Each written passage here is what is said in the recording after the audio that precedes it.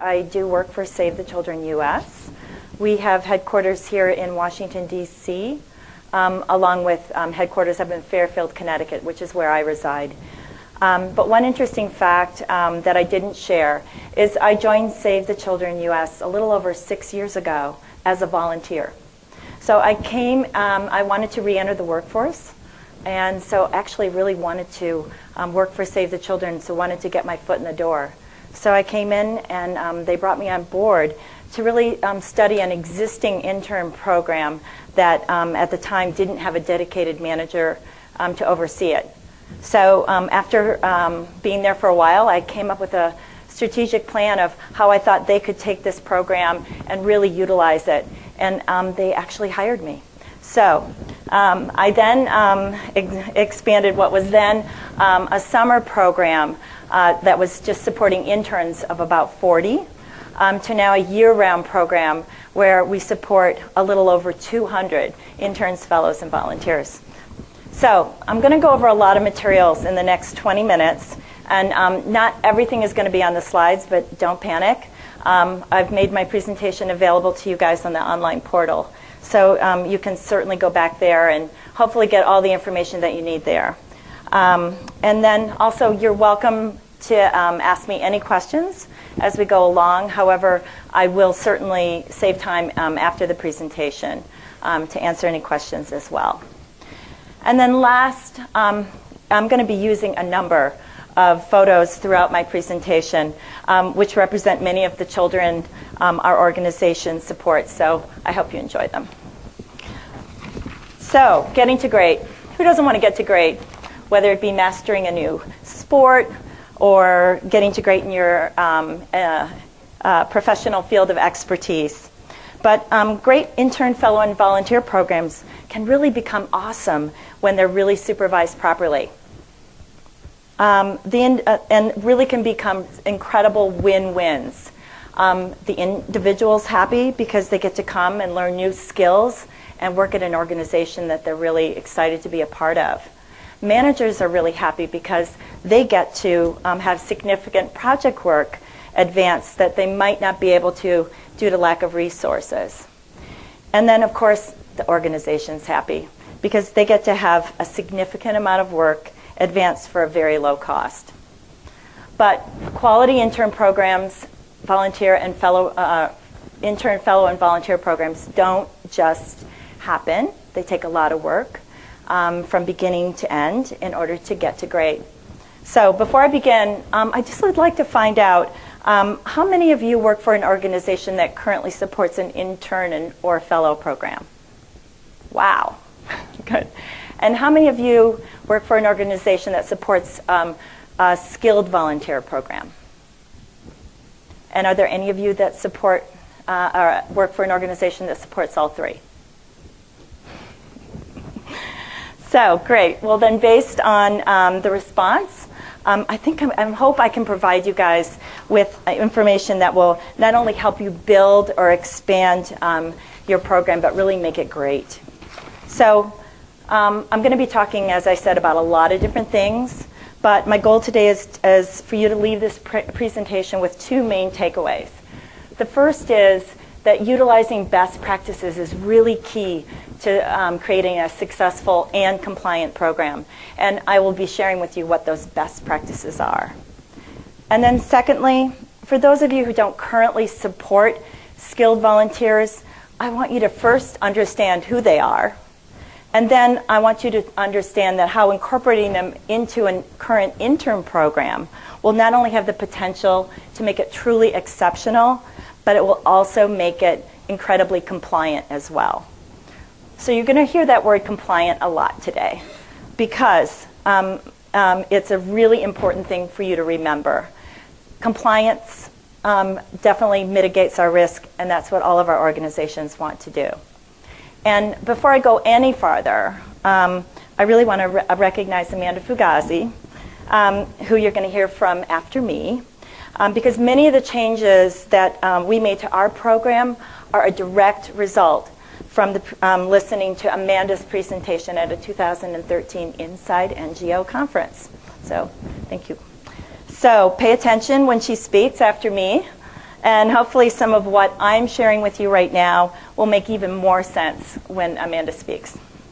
So before I go into talking about best practices, I think it's really important just to have a better understanding of what defines an intern, a fellow, and a volunteer.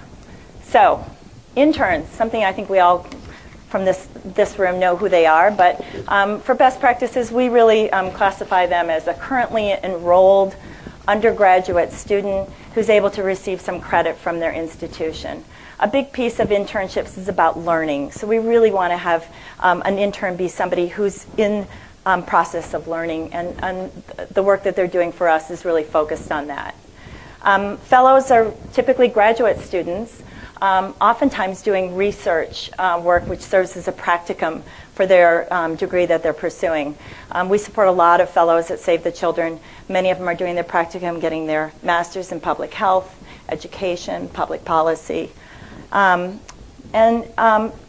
Certainly internships and fellowships provide great learning opportunities for students exploring career paths, but they also provide resource-challenged organizations like ours with individuals whose talent and skills can really help advance important strategic projects. So again, a big piece of what I'm going to be sharing with you today is, it's all about making it a win-win. We don't want to just take, we want it to be a win-win for both. So internships and fellowships are often considered as a stepping stone for individuals who want to for undergraduate and graduate students. But skill-based volunteers are also an untapped resource for project work as well. But who are they? Well, first of all, I love this picture. First of all, they are large. In a recent discovery by LinkedIn, more than 6 million people noted on their profile, 6 million, that they would like to use their skills to volunteer. However, only 55,000 volunteer opportunities were available. And this group is growing larger every day. And those of us who are baby boomers, we're a big result of, or one of the contributing factors to that. Skilled volunteers come in lots of different shapes and sizes. They might be an individual who's trying to explore another career path. Those coming from a for-profit maybe want to try in a non-for-profit for size. They might be an individual wanting to re-enter the workforce and sharpen their skills, like me. And I will tell you at SAVE, we bring in a lot of individuals this way, and many of them transition into employees. So it's another great way to try somebody on, for them to try you on, and to see, ultimately have a pipeline. The third is they might be a college graduate, recent college graduate who wants to get their foot in the door, or in many cases at our organization, they just want to get some experience maybe before they go to graduate school. So it's another great opportunity. And then lastly, retirees, which I call boomerangs. These are a growing number of individuals, who really don't want to just sit around and not do anything after they retire. They really want to come and contribute their skills to make a difference, but they want the flexibility that volunteering offers. And I will tell you, my volunteer who supports me is a recent retiree, and I could not do my job without her. She's been with me over a year. She wanted a very long-term project work, and it has been such an amazing win-win for both of us. So I really think that's an important thing to remember. So, okay, now we know a little bit about interns, fellows, and now these skilled volunteers. So although there's differences between them, there's a lot of similarities too. And they really can be combined into one program. And adding skill-based volunteers into your workforce, it's not only going to help you classify individuals correctly, but it's also going to allow your organization to be more compliant, especially if your interns are unpaid. And how many of you here support unpaid interns? Okay, great. Because you really need to, in order to be compliant, you really do need to classify these individuals correctly, because you don't want to call an individual an intern if they're not. It opens you up to risk. So for those organizations who support unpaid interns, There are really important Department of Labor guidelines, which you probably all know about, which your organization needs to adhere to reduce your risk and your liability. And Amanda's going to go into a lot more detail about this in her presentation. But again, it's just very important to adhere to those guidelines so that you can mitigate your organization's risk to potential lawsuits. For best practices purposes, really important to, as I said, establish criteria in your organization to define the differences between the three groups, and I'll go into that a little bit in more depth in a couple slides. But again, as I mentioned, as a result of Amanda's presentation, our organization focused its efforts on adhering as closely as possible to those guidelines for unpaid interns. And these guidelines have really helped us classify individuals correctly in order to be more compliant and mitigate our risk. Mm-hmm.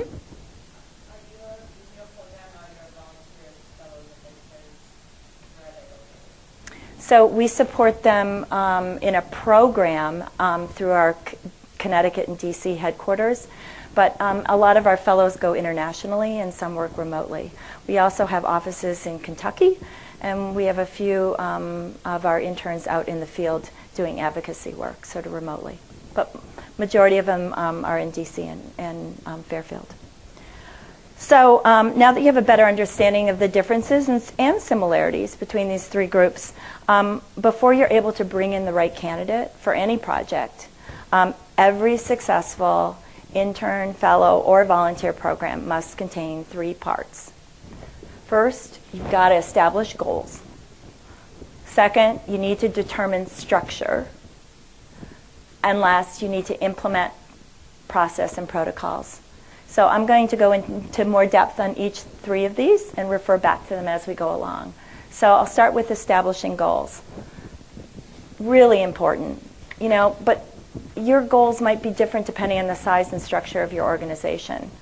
To give you an example, our goals at Save the Children are to provide our interns, fellows, and volunteers with real-world experience that will prepare them for employment, either within our organization or out. It's to acquire interns, fellows, and volunteers with the knowledge, the skills, and the experience to support the organization's strategic goals. And we want to establish relationships with colleges and universities across the country to really identify top talent. And obviously to market ourselves, to have more ambassadors out there in terms of the candidates that we get that come to us from different schools. And I will tell you, in 2015, we had over 70 colleges and universities represented. So it's really, it's really been a great effort. Now, also, I don't want to have any of you, think like, oh my gosh, this is too much. Start small. All this is small. I started in 2011. We keep growing the program each year. So I don't want you guys to feel like you have to do all of this on day one. Next, so once you establish your goals, really, why do you want to have them there? What value are they going to have to your organization? Then you want to determine structure, because any project, you have to have good structure. I think first and foremost, and by the way, this is one of my favorite pictures, you must have a dedicated manager to oversee the program, to ensure it runs smoothly, and to also stay focused on the criteria for success. Again, it doesn't have to be someone full-time, but you really do need to have a point person who is responsible for being able to make this program run smoothly. Because the goal here, again, is to make it a win-win. You don't want managers to be so overwhelmed with all the details and all the work that has to go into bringing an individual in. They'll just throw up their arms and go, it's too much work, I'm not going to do it. So after you get a dedicated manager, then I think you need to figure out how do you want your program to run. So I'm going to share with you what I think are best practices around that. From time frame, you should really identify enough time for projects to be completed. I found that 10 to 15 weeks was a good block of time, and I really recommend centering the program around the academic calendar year. It worked really well. I think you have to have really firm start and end dates, and I would definitely recommend not starting your program 3 the days that students start their classes. I always try and bump it a couple weeks later just so that they can get settled and feel like when they come on to do the internship, they're able to balance both their schoolwork and the internship. And that's same for the end date as well. I try and end it early enough so that they have time to study for exams. I also think you really need to be flexible as far as hours per week. If you're not going to pay your interns, don't expect them to work full time. 3 days a week is really, you can get a lot of work done with 3 days a week. Oftentimes summer we have individuals that are able to usually devote a little bit more time. I did, however, find out that under 16 hours was really not a win-win, and I would not recommend that. It's just the projects don't get completed in a timely way, and really the individuals are not there long enough to really feel engaged. So under 16 hours, again, the cost to bring everyone in and different things that are involved, I think I would make that as your baseline, based on my experience at least.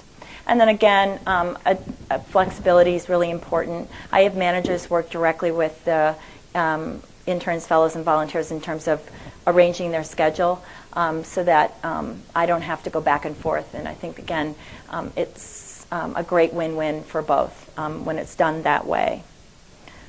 Need to identify project work with clear deliverables, including responsibilities and requirements such as degrees, and I'll go into a little bit more about an example of that. You need to have really important that the work environment is in place on day one when the individuals start. And that means coordinating with IT and facilities. As a program manager, that would be the point person to do that. Again, try and make this easier for the managers and the individuals coming on board. We found that embedding our IFVs, our interns, fellows, and volunteers, I'll call them IFVs just for short, within the team was definitely a much better and a richer experience than putting them in an intern room, which is what we had. It's easier in an intern room, but they get a much richer experience when they are embedded within the department that they're supporting. Oftentimes there's ad hoc meetings, and they can really be included in things that they wouldn't be if they were in two rooms down. And then lastly, recruitment structure. You really need to have some structure around that with processes and protocols around both posting the positions along with recruiting, and then you really need to communicate that out to your managers and your applicants as well. And I found I create a lot of email templates, and that seems to be a good way to do it, just to remind managers of here's the 1, 2, 3, 4 things you need to do. So again, here's just important pieces around structure. Then if you're going to expand your program to include this skilled volunteer group, which I hope you are thinking, it's really, again, really important to classify each group correctly. And Amanda will definitely tell you why. Vital to establish that criteria which defines each group. And we created a document which I'm sharing with you guys on that online portal, just so you can see sort of how we've basically structured it so that it really identifies what constitutes an intern, what constitutes a fellow, and what constitutes a volunteer, so that not only it's important for individuals coming in, but managers then have a great way to say oh, they're not an enrolled student, they're not able to get credit, they're a volunteer. So it helps you really call the or label the individual correctly. Next, I think I said project work. You really do need to provide real work assignment that's supervised by a manager or mentor. And this is incredibly important if you're talking about interns, because again, part of the Department of Labor criteria for unpaid interns really needs to be focused on the learning aspect. So we've tried very hard to try and incorporate that into all we do. And it's also important for skilled volunteers too. They really want that. But the work should definitely be related to their major or their skills. It needs to be recognized by the organization as valuable, and it should fill the entire semester. So now that we've talked about establishing goals and having our structure, then you've got to put in some process and protocols in order to kind of have your guardrails to make sure things are compliant as well. So we clearly spell out our policies and procedures for our assignments, and we have our interns, fellows, and volunteers sign off on them. Our protocol includes individuals undergo a background check. They get an offer letter which contains the terms of the assignment, the start and end dates, the manager they're reporting to, along with a risk and liability statement, and they get a copy of our agency handbook that they have to read and acknowledge and sign off on. So again, make sure you're compliant.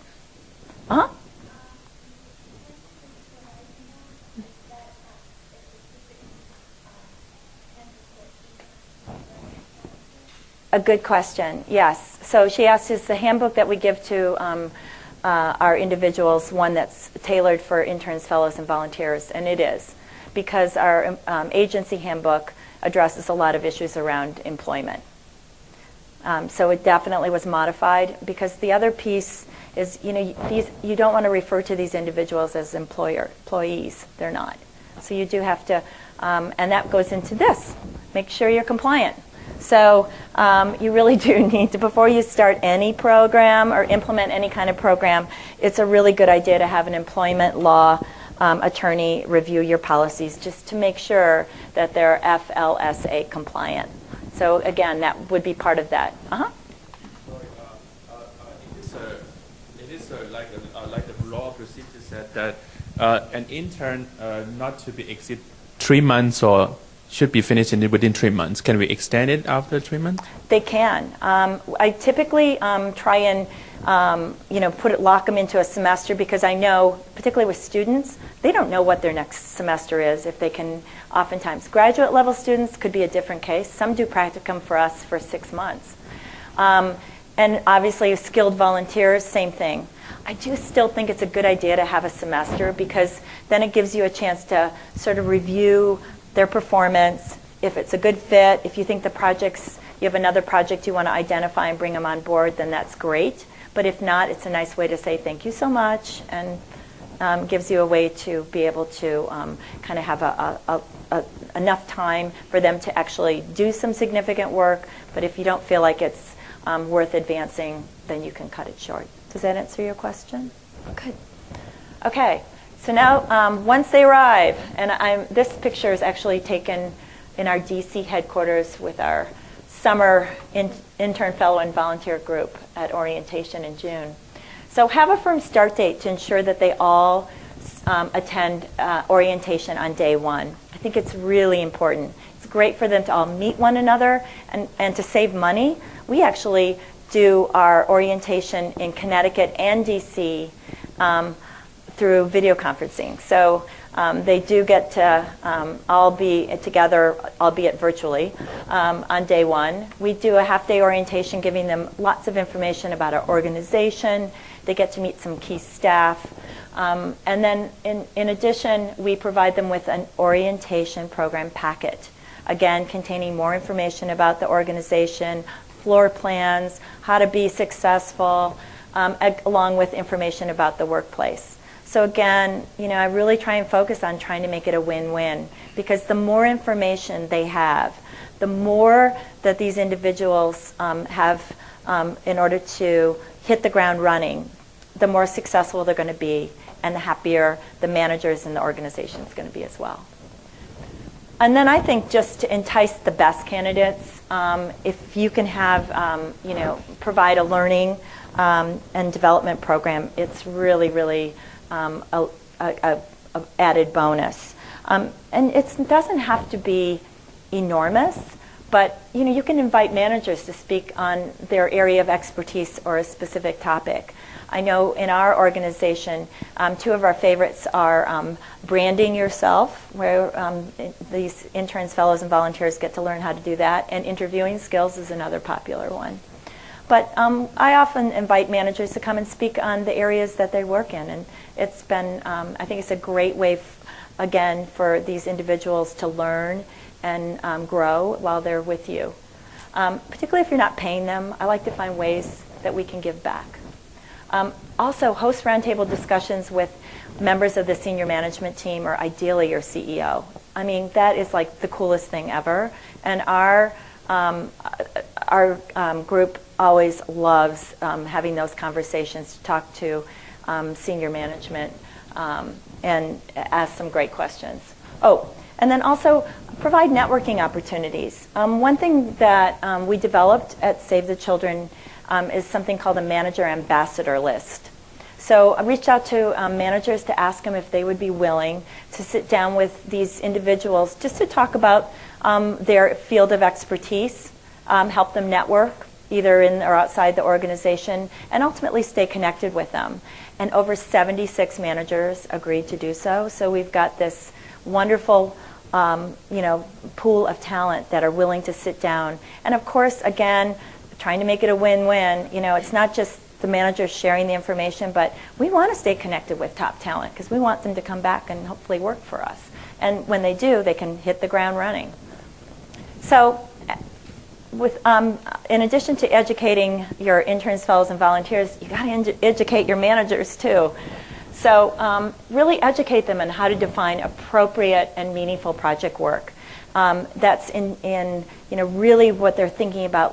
What kind of project would be that I can don't have time to do would be appropriate for somebody to come in and spend 10 to 12 weeks working on.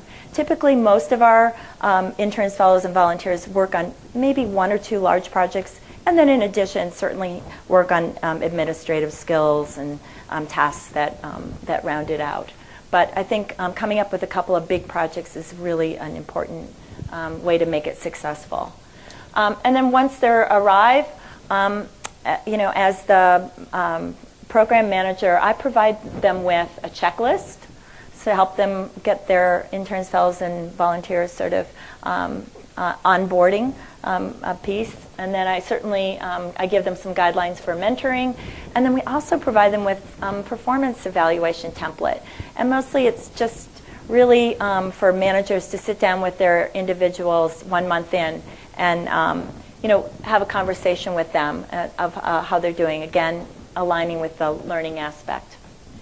And then you want to showcase their work through either a reception or a presentation in their honor. At the end of each semester, we always invite our interns, fellows, and volunteers to gather, share a project that they worked on that they're proud of, and then we also invite their managers to attend as well.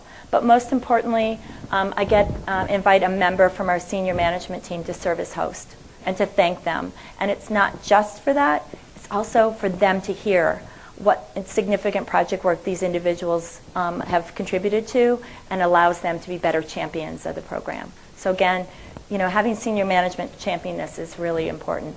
And then lastly, really important to measure the success of the program. At the end of each semester, I send surveys to both managers and to the interns, fellows, and volunteers separately to evaluate our program and provide feedback. And I find SurveyMonkey's great for that. And I have developed a couple of templates. If either any of you are interested, I'm happy to share.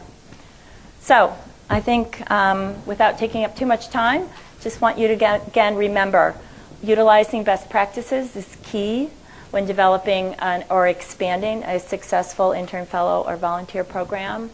And obviously incorporating these skills-based volunteers or skilled volunteers into your intern program will not only make it really exceptional, but also more compliant as well. So, any questions? Can we use the mic? Oh, I'm sorry.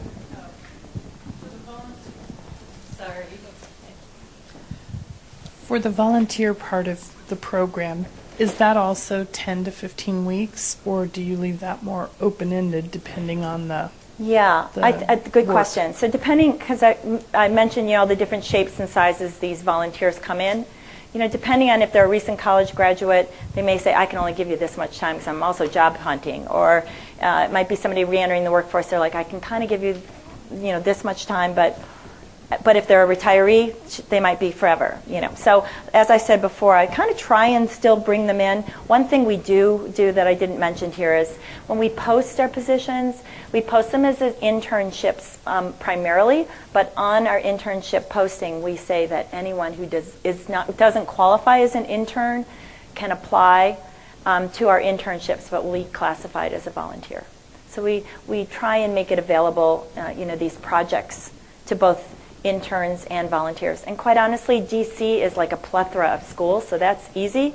But Connecticut, I have a really strong volunteer base up there, and kind of try and run it the same way. And then there's always exceptions. Okay, I should probably turn it over to Amanda, and then we'll entertain any more questions at the end. Thank you.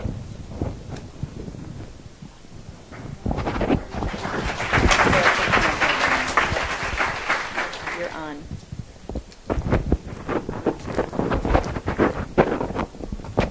Just a reminder to use the mic when you ask questions. I'll bring it to you. Hi. I need the clicker. Oh.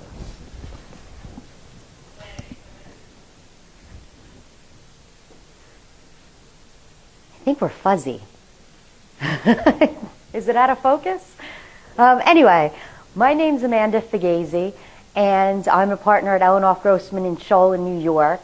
I'm head of the Labor and Employment Department, and a main area that I work in is assisting NGOs. I'm going to talk about what is an intern, what is a volunteer, what is an employee. We're going to talk about some recent legal developments and some practical tips.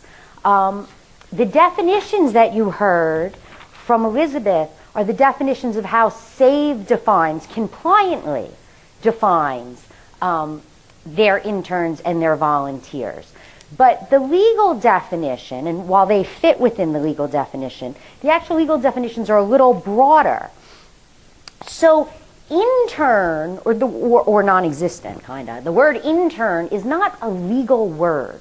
There's no legal definition for an intern. There are volunteers. There's such a thing as volunteers, and the law defines what those are. There is a legal definition for trainees, and I think that's sometimes what we think of when we talk about interns, because we talk about this Department of Labor 6-factor test for interns. Really, it's a 6-factor test for trainees. That's how the regulations talk about it. And then there's employees. And there's nothing wrong with having your interns be employees. You just have to understand that then they're due whatever your employees would be due under the same situation. So I'm going to go through all of these three categories so we can better understand where you can lawfully classify these people and what they're owed. So volunteers are not employees. And in the not-for-profit sector, you are absolutely, positively allowed to have volunteers. I get the question all the time of, wait, don't we have to satisfy this special test if they're a volunteer, or don't we have to make sure that they don't do the work of a regular employee if they're a volunteer? No, it's different in the private sector, and it's different in the public sector. But if you are a not-for-profit, you are absolutely allowed to have somebody show up and work for you for free. It gets a little fuzzy. I'll get to you 1 second. It gets a little fuzzy when they're a volunteer or a volunteer plus, and we're going to get to that in 1 minute. Yes. I'm sorry, in the pink sweater. For volunteers, how long can you have a volunteer working for you? Okay, so you can have a volunteer legally, if they legally satisfy the requirement of being a volunteer, they can work for you forever. So I think that the issue that comes up, and I heard the gentleman next to you had asked a question before about how long. I think where that question arises from is, how long can you have a temporary employee? Because that's always an issue. How long is somebody temporary before they're kind of a real employee? And what that goes to is how long until they have to be on your benefits, how long until they're part of your 401k, and all that kind of stuff. So the answer is the volunteer is not an employee. They're not, if they're a volunteer, if they're really a volunteer. If this intern is really an employee intern, then you have to follow the terms of your plan, right? And what your plans say. So what does your medical plan say before somebody has to be on it? What does your 401k plan say before somebody has to be on it? What does it mean part-time as opposed to full-time? So you follow the terms of that plan. So, who is a volunteer intern? If they're free, if they work for nothing, they're a volunteer. Keywords are free and without anticipation of compensation. So they're working for free and they know that they're working for free. There's no financial benefit. They're what we call a pure volunteer. There is no issue with that at all. Sorry, I don't know if you guys can see it. But it's, no, all right, I don't want to mess with it. So, indeterminate, yes? Does it matter what type of work they do? Not really. I mean, it is one factor that's looked at in determining whether they're a pure volunteer. Is are they doing regular work? Are they replacing a person? But it's one factor out of very, very many. If they are not receiving any money, any benefit, no promise of future employment, nothing. They're just because they're a retiree and they want to, spend time. You can have them do whatever it is they want to do as long as you're a not-for-profit. Okay. So, the entity receiving the services must be a not-for-profit, no compensation, no expectation of benefits or future employment. One of the factors that would be looked at by the Department of Labor is whether it's full-time or less than full-time, whether regular employees are displaced, which I think is your question, but this is sort of a minor factor that gets looked at by the Department of Labor in figuring out, are they really a pure volunteer?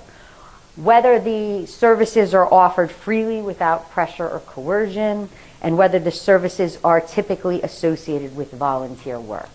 But the bottom line is freely and without anticipation of compensation, and you can have the person pretty much do whatever you need them to do for as long as you'd like them to work for you. But as I keep saying, there's this other sort of nagging thing. It's called a volunteer plus. And the volunteer plus is that volunteer who gets something. Sometimes I've had conversations with organizations who have given as little as thank you American Express gift cards and wound up having problems. So they're receiving some remuneration or some sort of a small stipend, or you include them in some of your benefits, or something along that line. You tell them you finish this and you'll get a job here. They get a promise of future employment. A volunteer plus is people that get something extra. And that can become a problem because, I'm sorry, I already explained that, the pure volunteer. No money, no problem. The volunteer plus, if they get something, the courts are very inconsistent in finding how much is enough to kind of push them over the edge to say, no, you misclassified them employer as a volunteer. They really should have been an employee because you gave them something. Yes? For volunteer plus compensation, would that include something like reimbursing? I know in DC a lot of times there are unpaid interns that get reimbursed for metro fare.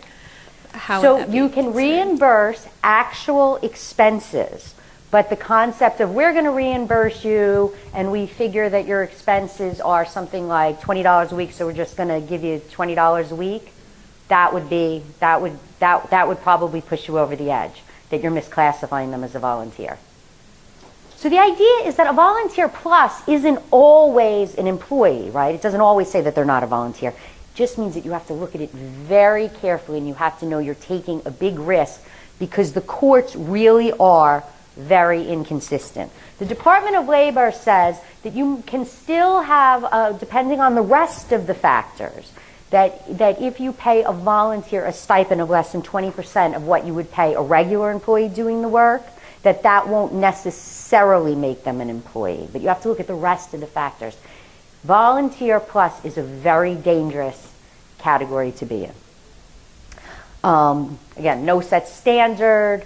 There's lots of conflicting opinions. It's very risky. Okay, let's talk about, any questions on volunteers? I'm going to talk about trainees. Yes.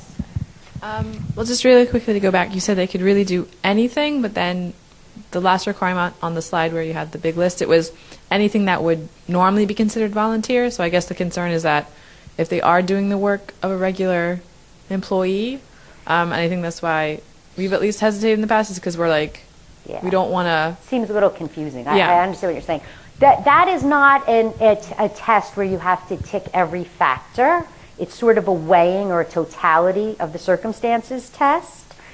Plus, as I'm going to get to in a minute, courts are not following the Department of Labor that frequently in this area. The courts have said uniformly across the board, if it is a pure volunteer, if there is no compensation, expectation of compensation, no benefits, no promise of future employment, there just cannot be an employment relationship. So no matter what the person's, and as long as you're a not-for-profit, no matter what the person is doing, you're okay. So who's a trainee? So trainees are not employees. They can exist in any of the sectors. So you know, Fox, the big case was with Fox Searchlight a couple years ago, and it was about interns who worked on the movie. Of course, the name of the movie just went out of my head, but it was that movie with the ballerinas, The Black Swan, and that's made the most recent law in this area. So we're going to talk about that. But the trainees can exist anywhere, and trainees are kind of what you think of, like student interns, and what can you provide them or not provide them before they become an employee. And you can provide them with pay, perks, benefits, without being subject to all the requirements of having them be an employee. The Department of Labor standard that most places find so hard, most organizations find so hard to satisfy, is that when it's a trainee, that the employer must get no immediate advantage. You must get nothing. It has to actually impede your operations sometimes. Now, while all trainees and employees, for that matter, can impede your operations at some time, it's hard to set up a program where that's the goal. So I think you know, when you go by that standard, it's become impossible. And these are the 6 factors that the Department of Labor has set out. That the internship is similar to training, which would be given in an educational institution. That the internship experience is for the benefit of the intern. That the intern does not displace regular employees in any way. This is the one, you know, the impossible hurdle. That the employer derives no immediate advantage from the activities and that its operations may actually be impeded. That the intern is not necessarily entitled to a job at the conclusion of the internship, and that the employer and the intern understand that the intern is not entitled to wages. So the good news is that there's been some brave employers out there, big ones, for-profit, you know, like Fox, who have been willing to take on the Department of Labor. And the Department of Labor, contrary to what it says, is not the end-all be-all on all of this. The courts still are. So the cases have been appealed, and courts are saying no. The Department of Labor is wrong. That test is way too onerous. They took a 1949, something like that, a Supreme Court opinion, the Department of Labor, and came up with the 6-factor test. And the courts are saying, you know what? It's not applicable still. The Department of Labor didn't know how to read that case correctly.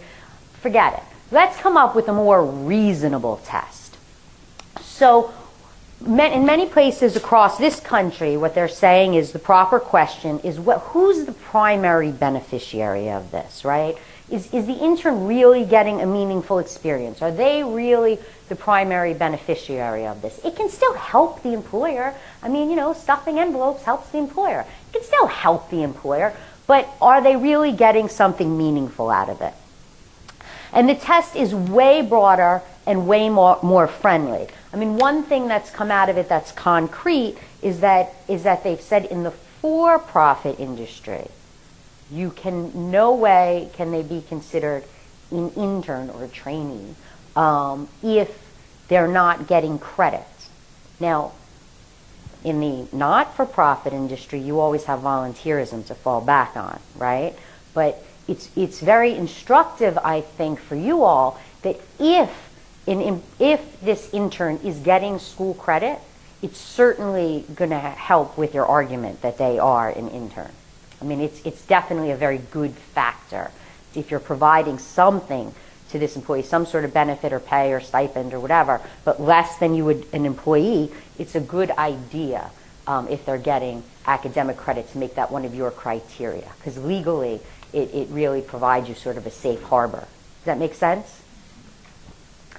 So the Second Circuit, which is New York, Connecticut, and Vermont, is where this case, the Fox case, which is sort of, you know, turn this all on its ear, came from.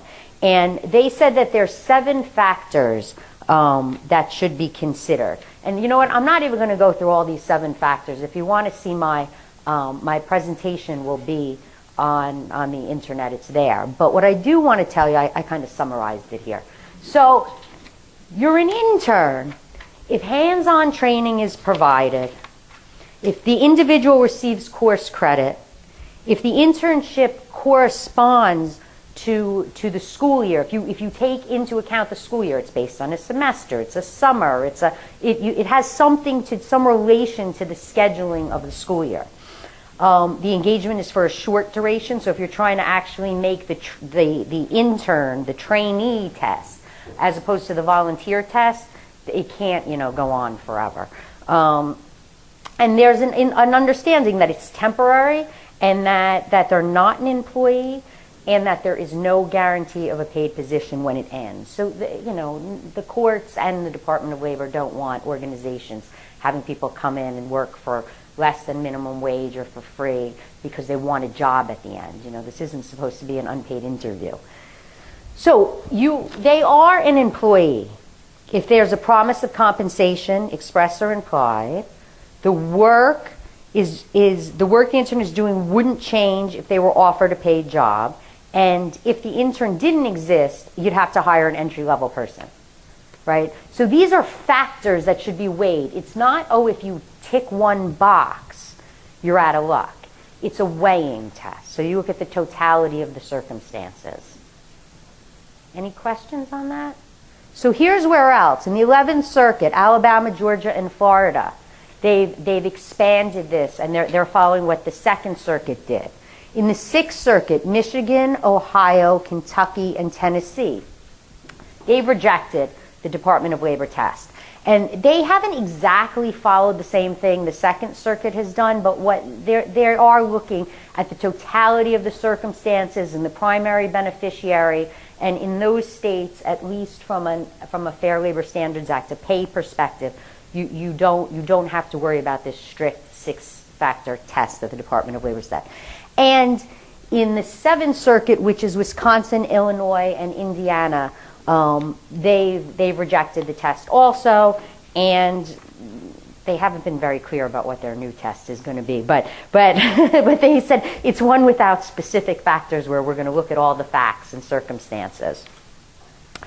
The one thing to note on this is that I'm not telling you if you live in a state other than those we've talked about, or you operate, I shouldn't say you live, sorry. If you operate in a state other than those we've talked about, don't throw out the Department of Labor test because the law has only been changed on a federal level in those states. So this doesn't necessarily, this change apply in other countries, in other circuits, in other states, in other jurisdictions. Also, some states have, most don't, but some states have conflicting state law. So like if you operate in California, you have to be extra mindful and careful, not just to follow the federal law and what the Department of Labor says. There's a whole lot of extra requirements that you have to be wary of from a state legal perspective.